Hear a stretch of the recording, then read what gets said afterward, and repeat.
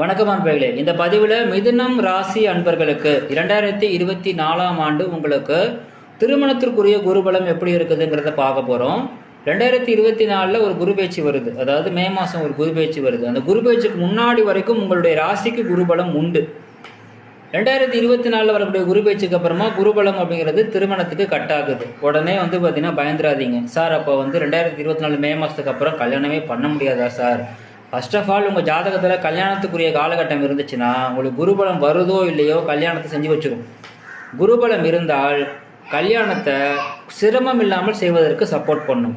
உங்களுடைய கல்யாணத்தில் உள்ள பிரச்சனைகளையும் சிரமங்களையும் குறைத்து தருவது மட்டும்தான் குருபலத்தினுடைய வேலையை தவிர கல்யாணத்தை பண்ணி வைக்கிறது குருபலம் கிடையாது. கல்யாண டயத்தில் குருபலம் வந்துருச்சா, வேலை நோக்கம் அப்படிங்கிறது வந்துருச்சான்னு பார்க்குறாங்கன்னா அது ரொம்ப பெரிய ப்ராசஸ். அந்த ப்ராசஸ் பண்ணுறப்போ பிரச்சனைகள் கொஞ்சம் குறைவாக இருந்துச்சுன்னா ஈஸியாக பண்ணுறதுக்கு இருக்கும். ஸோ பார்த்தீங்கன்னா அந்த சப்போர்ட் கிடைக்கிறதுக்காகத்தான் குருபலம். ஜாதகத்தில் உங்களுக்கு 2024 பார்த்தீங்கன்னா ஸ்ட்ராங்காக திருமண காலகட்டங்கிறது இருக்குதுன்னு வைங்களேன். ஈவன் 2024 மே மாதத்துக்கு அப்புறமா உங்களுக்கு குருபலம் இல்லைனா கூட லக்னத்துக்கு இருந்தால் போதும்.